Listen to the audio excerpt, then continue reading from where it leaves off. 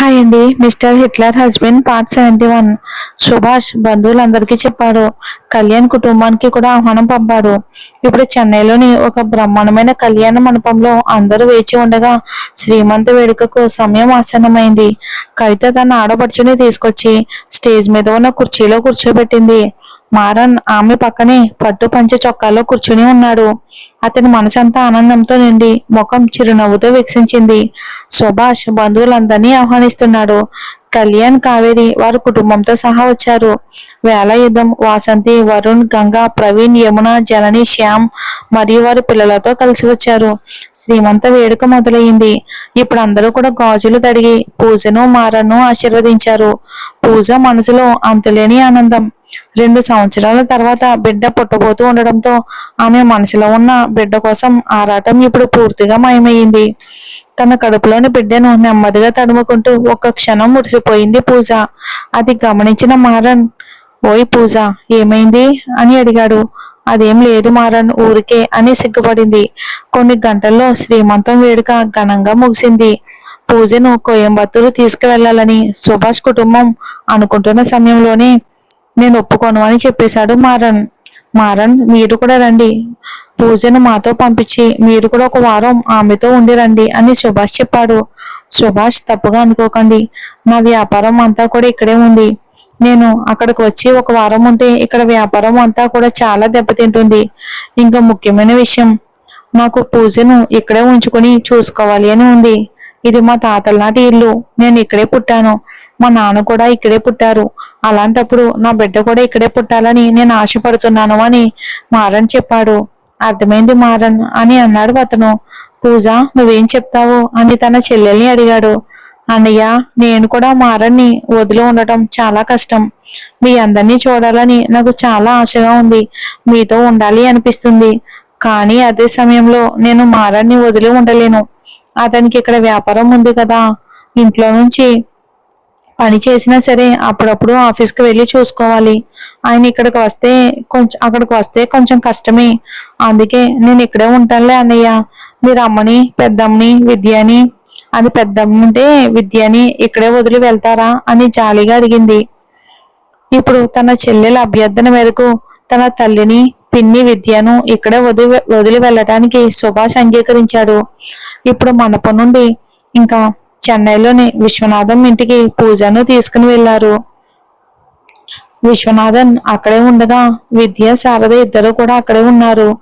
కవిత, నువ్వు ఇప్పుడిప్పుడే హాస్పిటల్కి వెళ్తున్నావు. పాపతో నువ్వు ఒంటరిగా చూసుకోలేవు. పాపను మేము చూసుకుంటాము. 1 నెల పాప మాతో ఉండని అని శారద చెప్పింది. అత్త, అది పాపను వదిలి తను ఉంటుందా అని కవిత సంకోచించింది. అమ్మా, నేను నానమ్మతో ఉంటాను అని చెప్పేసింది అనుకుట్టి. ఓయ్ అనుకుట్టి, నాన్నను వదిలి ఉంటావా? నిన్ను చూడకుండా నాన్న ఉండలేడు కదా. అమ్మ, ఏం పర్వాలేదు. అమ్మ హాస్పిటల్కి వెళ్తే ఏంటి, పాపని మా గదిలో కూర్చోబెడితే అంత ఇబ్బంది ఏమీ ఉండదు అని సుభాష్ చెప్పేశాడు. ఎందుకురా మమ్మల్ని నమ్మి నీ కూతుర్ని ఇవ్వవా అని శారదకు ఇప్పుడు అతనిపై కోపం వచ్చేసింది. అయ్యో అమ్మ, మీ మనవరాలిని మీరు ఉంచుకోవడంలో మాకేం అభ్యంతరం లేదు. ఏమీ సమస్య ఏమీ లేదు. మీరు అనుని చూసుకోండి. అమ్మా, నాన్న వెళ్ళొస్తాం. మేము వచ్చే నెల వచ్చి చూస్తాం, సరేనా అని చెప్పాడు. అనుకి కూడా సంతోషమే. కోయంబత్తూరులో ఒకే ఇంట్లో ఉండడం కంటే చెన్నైలో బీచ్ అటు ఇటు తిరగడం ఆమెకు బాగా నచ్చింది. అంతేకాక అనుకి తన అత్తయ్య, మామయ్య అంటే పూజ, మారన్ కూడా బాగా దగ్గరైపోయారు. ఇప్పుడు మారన్, ఏం సమస్య లేదు సుభాష్, పూజ మా అత్తయ్యతోనే ఉంటుంది. నేను కూడా తరచుగా వచ్చి చూసుకుంటాను. నిజం చెప్పాలి అంటే నేను ఆఫీస్కి వెళ్ళి ఇక్కడికి వచ్చి ఉంటాను. మేము చూసుకుంటాం. మీరు బయలుదేరండి అని చెప్పడంతో ఇప్పుడు సుభాష్ కవితను మాత్రమే తీసుకుని కోయంబత్తూరుకి బయలుదేరాడు. కోయంబత్తూరు వచ్చాక ఇద్దరు ఇంట్లోకి వెళ్లారు. ఎందుకో ఇల్లు కళాహీనంగా అనిపించింది. ఆ ఇంట్లో అనుకుట్టి నవ్వుల శబ్దం, ఆమె అటు ఇటు పరిగెత్తడం కళ్ళ ముందు మెదులయ్యాయి.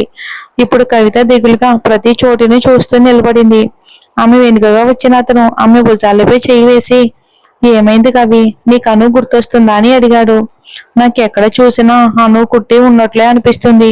మనసు ఎందుకో చాలా కష్టంగా ఉంది. ఆమెను చూడాలి అనిపిస్తుంది అని కవిత చెప్పింది. నాకు కూడా అలానే ఉంది, కానీ ఏం చేస్తాం, అమ్మ చాలా ఆశపడుతుంది. కవి, ఏం పర్వాలేదు, ఒక వారం గడవని, ఆ తర్వాత మనం చెన్నైకి వెళ్ళి వాళ్ళందరినీ చూసి పాపను తీసుకొద్దామని అన్నాడు సుభాష్. సరేనండి, నేను వెళ్ళి ఫ్రెష్ అయ్యి ఇక మీకు రాత్రికి భోజనానికి రెడీ చేస్తాను అని చెప్పి ఆమె మేడ మీద ఉన్న రూమ్ కి వెళ్ళింది. అతను కూడా మౌనంగా ఉన్నాడు. ఇక స్నానం చేసుకుని డ్రెస్ మార్చుకుని ఇప్పుడు కవిత కిందకు వచ్చింది. లేత గులాబీ రంగు నైటీలో ఆమె వస్తూ ఉంటే సుభాష్ తనని కన్నార్పకుండా చూస్తూ ఉన్నాడు. ఇక అది గమనించిన ఆమె దగ్గరకు వచ్చి, ఏంటండి చూపులు ఒకలా ఉన్నాయి అని అడిగింది. ఏమీ లేదు అని సర్ది చెప్పాడు. సరే సరే, మీరు వెళ్ళి స్నానం చేసి రండి, నేను మీకు నైట్ కి భోజనం రెడీ చేస్తాను అంటూ వంటగదిలోకి వెళ్ళబోతున్న ఆమెను సుభాష్ చేయి పట్టుకుని ఆపాడు. ఏమైంది, ఇప్పుడు ఎందుకు నా చేయి పట్టుకున్నారు, వదలండి అని అంది ఆమె కాస్త కోపంగా. ఇప్పుడు నువ్వు వెళ్ళి రాత్రి భోజనం ఎప్పుడు తయారు చేస్తావు, నీకు కష్టం కదా, అందుకే నేను ఇక ఫుడ్ పురమాయించేశాను, రాగానే తిని పడుకుంటే సరిపోతుందిలే అని సుభాష్ చెప్పగానే, ఎందుకు, నేనే వండుతానని చెప్పాను కదా, ఇక అప్పుడే దీనికోసం పురమాయించడం ఎందుకు అని కవిత అడిగింది. అప్పటికే నువ్వు ప్రయాణం చేసి అలసిపోయి ఉంటావు, మళ్ళీ వంట చేసి కష్టపడడం ఎందుకు, ఇద్దరమే కదా, ఏమీ ప్రాబ్లం లేదు, 10 నిమిషాల్లో ఫుడ్ వచ్చేస్తుంది, ఆ లోపు నేను ఫ్రెష్ అయ్యి వస్తాను అని చెప్పి సుభాష్ తన గదిలోకి వెళ్ళిపోయాడు. కొద్దిసేపటికి స్విగ్గీ డెలివరీ చేసే వ్యక్తి వచ్చి తలుపు గంట కొట్టగా కవిత తలుపు తీసింది. అది తీసుకుని వచ్చి కూర్చుంది. స్నానం చేసి ముదురు నీలం టీ షర్టు, ఒక బ్లాక్ కలర్ ప్యాంట్ వేసుకుని సుభాష్ కిందకి వస్తూ ఉండగా ఒక క్షణం ఆమె మైమరిచిపోయింది. ఇంతటి మహా సౌందర్యం ఇన్ని సంవత్సరాలుగా తనకు సొంతం కాలేదనే విషయం గుర్తొచ్చి ఇప్పుడు దాన్ని ఒంటరిగా ఆస్వాదిస్తుంటే ఆమెలో కూడా ఏదో తెలియని భావన కలిగింది. కానీ ఏమీ బయటపడకుండా తన చూపును పక్కకు తిప్పుకుంది. అది గమనించిన అతను ఆమె దగ్గరకు వచ్చి కూర్చొని, ఏమైంది అమ్మగారు, ఒకలా చూస్తున్నారు అని కాసేపటి క్రితం ఆమె అడిగిన ప్రశ్నని ఇప్పుడు సుభాష్ అడిగాడు. అదేం లేదు అని ఆమె కూడా సర్ది చెప్పింది. సరే సరే నమ్మాను, సరే భోజనం చేద్దామా అని అతను అడిగాడు. రండి వెళ్దామని భోజనం టేబుల్ దగ్గరకు వెళ్లి ఇద్దరికి వడ్డించుకున్నారు. ఇద్దరు తిని ముగించారు. కాసేపటికి సుభాష్ తన గదికి వెళ్ళిపోగా కవిత అప్పట్లాగే పనులన్నీ ముగించుకుని పైకి వెళ్ళింది. ఇక 4 కళ్ళు మాట్లాడుకుంటున్నాయి, 2 హృదయాలు స్థానాలు మారాయి. కానీ ఈ పొడవైన అహం మాత్రం అతనికి దగ్గర అవ్వకుండా ఆమెను అడ్డుకుంది. ఆమె కూడా తలడీలిపోయింది. ఆ రాత్రి ఆమెకి నరకంలా గడిచింది. అతను పక్కనే ఉన్న దగ్గరికి వెళ్ళలేని పరిస్థితి. తనను తాను కట్టడి చేసుకుంటూ తన చుట్టూ తానే కంచెలు వేసుకుని తన భర్త దగ్గరికి వెళ్ళలేక ఆమె తప్పించిపోతూ ఉండగా ఇటు తన ప్రాణానికి ప్రాణమైన భార్య కళ్ళ ముందే పక్కనే ఉన్న ఆమె అడ్డుకోవటం వలన దగ్గరికి వెళ్ళలేకపోవటం అతనికి కూడా వేదనగానే ఉంది. వద్దు సుభాష్, ఇప్పుడు వెళ్ళి ఆమె మీద చెయ్యి వేస్తే ఇంట్లో ఎవరూ లేరు కదా, ఇక ఈ అవకాశాన్ని వాడుకున్నావా అని గొడవకు దిగుతుంది. ఆ తర్వాత అలిగి వాళ్ళ అమ్మ వాళ్ళ ఇంటికి వెళ్తే నాకు భోజనం కూడా ఉండదు. సరే సరే, ఏం సమస్య ఏమీ లేదు సుభాష్, ఇన్ని రోజులు అదుపులో ఉన్నావుగా, ఇంకొన్ని రోజులు అదుపులో ఉండు. ఇక సలహా పూర్తయితే కవిత తన అంతటా తానే సర్దుకుంటుంది. ఇక ఆ తర్వాత సంతోషంగా జీవితం మొదలు పెట్టొచ్చు అని తన మనసుని అదుపు చేసుకుని మధ్యలో 2 తలగళ్ళు పెట్టి ఒక తలగన్ను హత్తుకుని బోర్లా పడుకున్నాడు సుభాష్. ఇన్ని రోజులు ఓపిగ్గా ఉన్నా ఇప్పుడు ఎందుకు ఆమెకు కూడా దడదలాడింది గుండె. ఇక పడుకోగానే నిద్రపోయి ఆమె నిద్ర లేకుండా తప్పించింది. అప్పుడప్పుడు అతని వైపుకు తిరిగి చూస్తే అతను తలగన్ను గట్టిగా హత్తుకుని పడుకుని ఉన్నాడు. ఇప్పుడు ఆ తలగన్ను చూసిన ఆమెకు కోపం వచ్చింది. నేను ఉండాల్సిన చోట నువ్వు ఉన్నావు, అంత నా రాత, ఉండు, రేపు ఉదయాన్నే నిన్ను తీసి బయట పడేస్తాను అని గొనుక్కుంటూ ఆమె పడుకుంది. ఆమె గొంతు వింటూ నిద్రపోతున్నట్టు నటిస్తున్న అతనికి అంతా క్లియర్ గా అర్థమైంది. కొద్దిసేపు ఆగాడు. ఆ తర్వాత తలగన్ను విసిరికొట్టి ఆమెను ఒక్కసారిగా తన వైపుకు లాక్కుని హత్తుకున్నాడు సుభాష్. ఆమె కొద్దిగా విదిలించుకోవాలని చూసింది, అతన్ని నెట్టడానికి ప్రయత్నించింది. కానీ ఆమె చేతులు మాత్రమే ఆ పని చేశాయి. ఆమె మనసు మాత్రం ఇంకా గట్టిగా పట్టుకోండి, నేను మిమ్మల్ని వదిలి ఎక్కడికి వెళ్ళను అన్నట్లుగా మాట్లాడుతూ ఉండగా ఆమె బుద్ధి మనసుని గట్టిగా మంత్రించింది. నీకు బుద్ధి లేదా, ఎన్నిసార్లు దెబ్బతిన్నా బుద్ధి రాదు, మళ్ళీ చిక్కుకోబోతున్నావా అని చెప్పగా, అయ్యో ఇది వేరే, అప్పుడప్పుడు తొంగి చూస్తుంది, అని ఆలోచిస్తూ ఉండగా ఆమె మనసు బుద్ధి రెండు గొడవ పడుతున్నాయి. అయినా ఆమె తనను తాను కట్టడి చేసుకోవాలి అని అనుకున్నా ఆమె శరీరం దానికి ఒప్పుకోలేదు. పూర్తిగా అతని ఆధీనంలోకి వెళ్ళిపోయింది.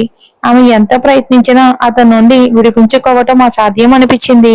అతని చేతుల్లో ఒక చిన్న పువ్వులా ఒదిగిపోయింది. ఇక వద్దు, వదలండి అని నెట్టివేసిన ఆమెను వదిలే ఉద్దేశంలో అతను లేడు. అలాంటిది ఆమె ప్రశాంతంగా అతనిలో ఒదిగిపోయి ఉండగా అతనికి ఇంకేం కావాలి మరి? అది కూడా కొన్ని సంవత్సరాల తర్వాత అని అనుకున్నప్పుడు అతను తనను తను నియంత్రించుకోలేకపోయాడు. ఆ రాత్రి ఇద్దరు ఎన్నో రోజులుగా దూరంగా ఉన్న భావోద్వేగాలను పంచుకున్నారు. చాలా కాలం తర్వాత జరిగిన ఈ కలయిక వారిద్దరి మధ్య ఒక గొప్ప సాన్నిహిత్యాన్ని సృష్టించింది. ఇక తెల్లవారింది. సూర్యుడు కూడా వచ్చేశాడు. కానీ సుభాష్కు ఆమెను వదిలిపెట్టే మనసు లేక మంచం మీదే తనలోనే బంధించి ఉంచాడు. ఇంట్లో ఎవరూ లేరు. పాప కూడా అక్కడే ఉంది. ఏ జ్ఞాపకము లేదు. ఇద్దరు మాత్రమే ఏకాంతంలో ఉన్నారు. ఈ ఏకాంతాన్ని పూర్తిగా ఆమెతో కలిసి సంతోషంగా గడిపేశాడు సుభాష్. ఆ రోజు ఇద్దరు హాస్పిటల్కి వెళ్ళలేదు. కవిత గాఢంగా నిద్రపోయింది. ఇప్పుడు మెల్లగా కళ్ళు తెరిచి చూసేసరికి గడియారం 11 చూపిస్తుంది. కంగారుగా లేచిన ఆమె పక్కనే తన భర్తను చూసింది.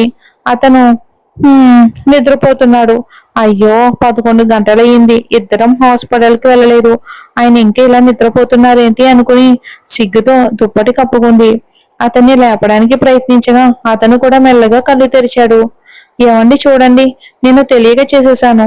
దీన్నే కారణంగా పెట్టుకుని ఇకపై నా దగ్గరికి రావద్దు అని కోపంగా మాట్లాడడానికి ప్రయత్నించిన ఆ కోపం ఎప్పుడో మాయమైపోయింది. మెల్లగా నవ్వాడు. ఆమెను చూశాడు.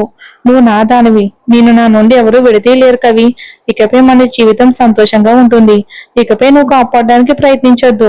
సిగ్గుపడుతుంటే నీ ముఖం ఇప్పుడు చాలా అందంగా ఉంది. ఇక ఈ సంతోషం నీ ముఖంలో ఎప్పుడూ ఉండాలి. నేను నిన్ను ప్రేమిస్తున్నాను. నిన్ను చాలా ప్రేమిస్తున్నాను కవి అని ఆమె తలను తన గుండెల మీద పెట్టుకుని నిమురుతూ పడుకున్నాడు సుభాష్. సిగ్గుతో ఆమె ఒళ్ళు జలతరించింది. ఇక మెల్లగా కళ్ళు మూసుకుంది కవిత. మళ్ళీ కొద్దిసేపు అతని గుండె మీద నిద్రపోయింది. కొద్దిసేపటికి తర్వాత కళ్ళు తెరిస్తే గడియారం 12 చూపిస్తుంది. సరిపోయిందిలే, నాకు ఇప్పుడు ఆకలిస్తుంది.